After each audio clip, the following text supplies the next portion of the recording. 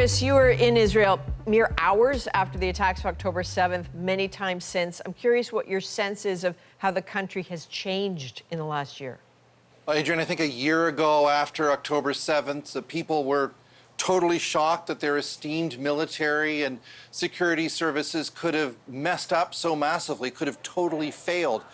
And I think it shattered a sense of security, and that sense of vulnerability has really persisted, I think, until very recently. It started to ebb, maybe, with the pager explosions. They were euphoric about that on a lot of Israeli TV stations. And then came the assassination of Hassan Nasrallah, and followed very quickly by the incursion of Lebanon. So now I think that feeling of insecurity has lifted to some degree, and it may explain in part why there's been little to almost no opposition to major military action in Lebanon or talk of, a big strike on Iran.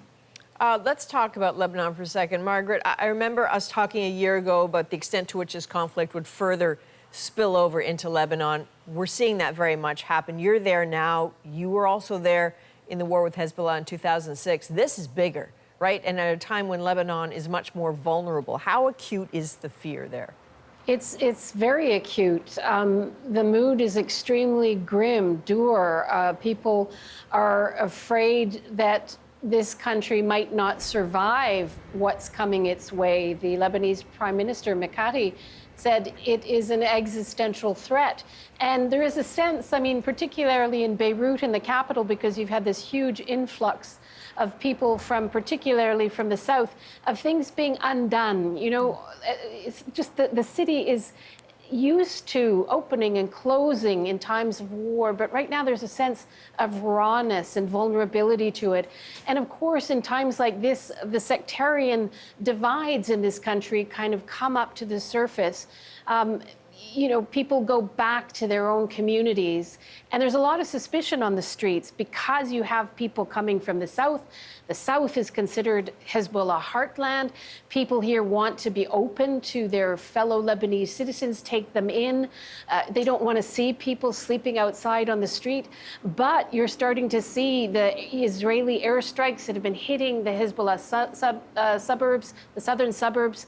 The stronghold here in Beirut, coming to some other parts of the city to target individuals, so people don't know who they're renting their houses to or who they're inviting into their homes. And of course, there's the fear of strangers on the street. We've seen it.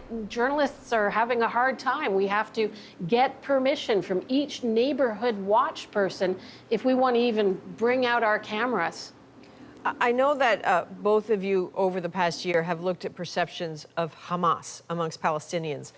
And so really this is to both of you. But since you spent this day in the occupied West Bank, Chris, can we start with you? Well, everyone, first of all, in the West Bank is going to tell you now it's very different. It's very hard to get around. There's lots of checkpoints. Thousands upon thousands of people have been arrested and held without charges for months on end. People have been cut off from their jobs in Israel. And all of that is part of Israel's response to Hamas's attacks. So if you ask them, do you want the war to end, as we asked that question today a lot, everyone we talked to a person said, absolutely yes. But then if you ask them again, well, do you support attacks against Israel? Even do you support what we've seen today, like rocket attacks on Tel Aviv? Many will also say yes. And there's a caveat here. I think a lot of Palestinians simply don't really believe that Hamas committed atrocities that day. Instead, they see these as attacks against the military or Israel's government, and therefore it's all part of legitimate resistance, so to speak. And just briefly to you on that point, Margaret, the perceptions of Hamas in Gaza, has that shifted? It's hard to get a handle on that one, Adrienne, because obviously people are trying to survive. It's hard to get opinion polls going. And also Hamas is, it is a strong and often brutal organization. Asking journalists that we work with to go out and ask people what they really feel like about Hamas, people are going to be afraid to say it.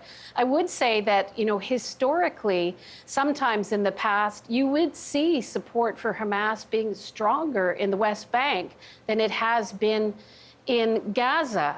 I think probably just as here in Lebanon, people are angry with Hezbollah, many of them for dragging them, as they see, into a war they don't support. You're going to have people in Gaza feeling the same way about Hamas. But I think it's important to remember that a lot of the time when you're asking this question, it's very difficult for Palestinians to decouple support for political groups or armed resistance groups from the question of the occupation. And they will be answering it in terms of who they think can best deliver them their freedom, their self-determination. All right. Margaret Evans in Beirut, Chris Brown in Jerusalem. Thank you.